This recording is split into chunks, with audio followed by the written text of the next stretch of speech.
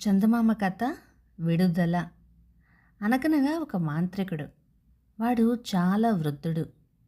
ఆ ఊరిలో ఒక సందులో చిన్న దుకాణం పెట్టుకొని వస్తువులు అమ్ముకుంటూ కాలక్షేపం చేస్తూ ఉండేవాడు.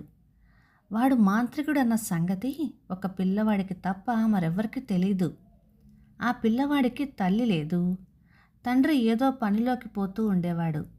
అందుకని ఏమీ తోచక వాడు మాంత్రికుడి దుకాణం కనిపెట్టుకుని ఉండి వచ్చే వాళ్లకు వస్తువులన్నీ తీసి చూపించేవాడు. ఒక్క వస్తువు మటుకు తాకవద్దనే తాకవద్దు అనేవాడు మాంత్రికుడు. అదే ఒక చిత్రమైన తంబురా. దుకాణం మీదకి వచ్చిన ప్రతి వాళ్ళు ఆ తంబురా ఎంతకిస్తావు అని అడిగేవారు.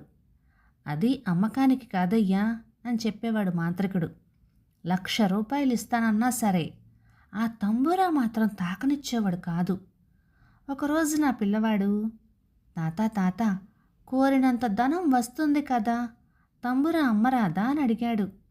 నువ్వు పెరిగి పెద్దవాడివయ్యాక దానిని నీకిచ్చేస్తాను. అది అమరగానం పాడుతుంది.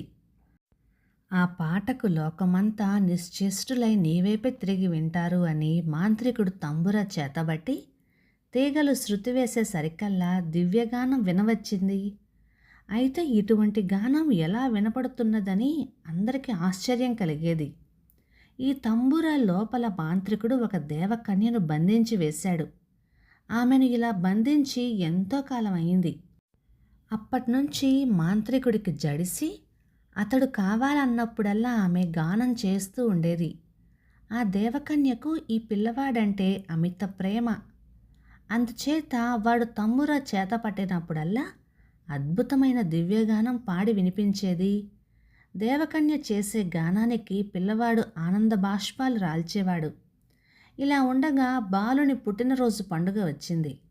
ఆ రోజున బాలుడు వచ్చి నమస్కరించగానే వానిని దీవించి, మనవడా, నేను నీకు ఇస్తానన్న తంబుర ఇదిగో, దీనిని నీ ఇష్టం వచ్చినట్లుగా చేసుకో అని చెప్పి దాన్ని బహుమతిగా చేశాడు. అందుకు పిల్లవాడు అబ్బురపడుతూ, నాకు అచ్చంగా ఇచ్చేసావా తాత? నా ఇష్టం వచ్చినట్టు చేసుకోవచ్చా అని మళ్ళీ మళ్ళీ అడిగాడు. చేసుకోవాయి మనవడా, దానికి అభ్యంతరం ఏమున్నది అన్నాడు తాత. వెంటనే పిల్లవాడు తంబుర చేతపట్టి భుజానికి ఆనించుకొని తీగలు మ్రోగించి శృతి వేశాడు. అప్పుడు తంబురాలో నుంచి, నాయనా, నా బిడ్డ, నన్ను ఈ బంధము నుండి విడుదల చెయ్యి, నాకు ఎంతో ప్రియమైన అరణ్యాలలోకి పోనీయి, నా లోకానికి నన్ను చేరుకోనియ్యి అంటూ అతి జాలిగా దీనంగా దేవకన్య పాడింది. పిల్లవాడు సగంలో ఆపివేసి గిరుక్కున మాంత్రికుని వైపు తిరిగాడు. తాత, ఈ తంబురా నాకు అచ్చంగా ఇచ్చేసావా? దేవకన్యను బంధం నుండి విడుదల చేయవచ్చా అని ఆత్రంతో అడిగాడు.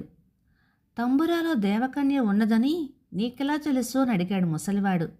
అందుకు బాలుడు, దేవకన్య వాక్కులు నాకు అనేకసార్లు వినిపించినాయి.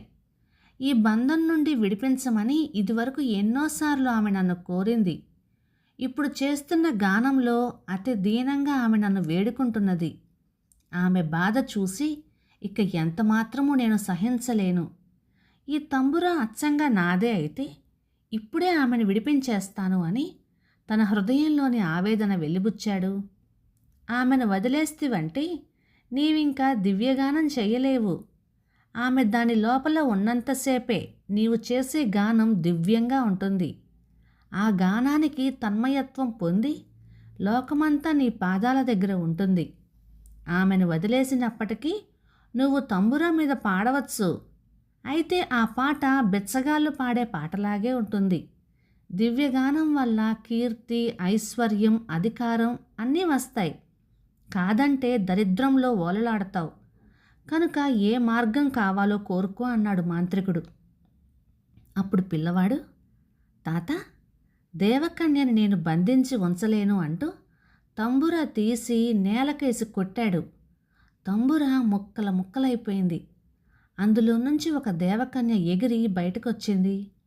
నాయనా, నీవు మంచి హృదయం కలవాడవు. నన్ను బంధం నుండి విడిపించావు. చాలా సంతోషించాను. ఈ తంబురా లోపల ఇంక నేనుండను. అందుచేత నా మహిమ వల్ల ఇంతవరకు నువ్వు చేస్తూ వచ్చిన దివ్యగానం ఇక ముందు చెయ్యలేవు. అయితే నీ వద్దకు వచ్చి దివ్యగానం చేస్తూ ఉంటాను. అది నువ్వు రాసుకొని గ్రంథస్థం చేసి లోకానికి అందించు. గొప్ప కీర్తి వస్తుంది అని చెప్పి అదృశ్యమయ్యింది.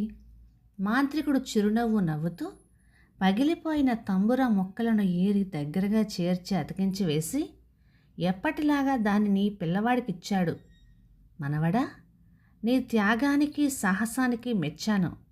ఇదిగో తంబుర తీసుకో, సుఖంగా ఉండు అని వాని చేతికిచ్చి మాయమయ్యాడు.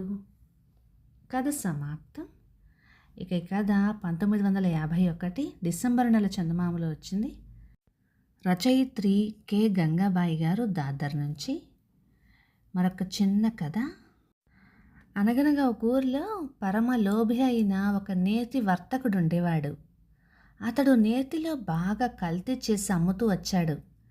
అయితే దొంగతనం, మోసం ఎన్నాళ్ళని దాగుతుంది? కొన్నాళ్లకు వర్తకుడు పట్టుబడ్డాడు. వానిపైన కేసు పెట్టారు. విచారణ జరిగింది. న్యాయాధిపతి తీర్పు చెబుతూ శెట్టితో ఈ విధంగా చెప్పాడు: నీవు చేసిన ఈ నేరానికి గాను ఒక వీసెడు కంపు కొట్టే నెయ్యి తాగినా సరే, లేదా 100 కొరడా దెబ్బలు తిన్నా సరే, అది ఇది కాదంటే ఒక 100 రూపాయలు జరిమానా చెల్లించినా సరే, ఈ మూడింటిలో నీకు ఏ శిక్ష ఇష్టమైతే దానినే విధిస్తాను, కోరుకో అన్నారు. బాగానే ఉందనుకున్నాడు షావుకారు. కొరడా దెబ్బలు ఎవరు తింటారు? చూస్తూ చూస్తూ 1 కాదు 2 కాదు 100 రూపాయలు జరిమానా మాత్రం ఎలా ఇచ్చుకోగలను? కనుక ఎట్లాగొట్లా కళ్ళు మూసుకొని ఒక వీసెడు కంపు కొట్టే నెయ్యే కదా, తాగేస్తే పేడ వదిలిపోతుందని అనుకొని మొదటి షరతుకే ఒప్పుకున్నాడు. న్యాయాధిపతి వెంటనే ఒక వీసెడు కంపు నెయ్యి తెప్పించాడు. వర్తకుడు సిద్ధపడ్డాడే కానీ తీరా నెయ్యి తెచ్చి ఇవ్వగా ఒక గిద్దెడు తాగేసరికి మొహం మొత్తి వాంతి చేసుకున్నాడు. అప్పుడు అతను కొరడా దెబ్బలు తినడానికే ఒప్పుకున్నాను అన్నాడు.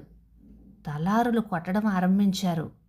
6 దెబ్బలు తినేసరికి తట్టుకోలేక, బాబోయ్ దెబ్బలొద్దు, జరిమానాయే ఇచ్చుకుంటాను అంటూ 100 రూపాయలు జరిమానా చెల్లించి బ్రతుకు జీవుడా అంటూ బయటపడ్డాడు.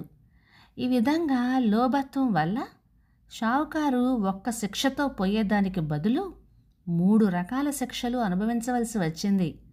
అందుకనే లోభి అన్ని విధాలా చెడుతాడు అంటారు. ఇక ఈ కథ కూడా 1951 డిసెంబర్ నెల చందమామలో వచ్చింది.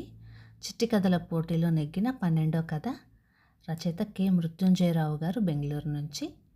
ఇక ఈ కథలు మీకు నచ్చినట్లయితే లైక్ చేయండి, షేర్ చేయండి. ఇలాంటి మంచి తెలుగు కథల కోసం మన ఛానల్ని సబ్స్క్రైబ్ చేయండి. Thank you.